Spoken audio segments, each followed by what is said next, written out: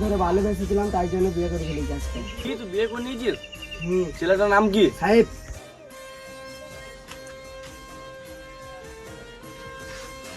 বাবা ভুল হয়ে গেছে, তোমাকে ভয়ে বলতে পারিনি, তার জন্য বিয়ে করেছি, ক্ষমা করে দিও।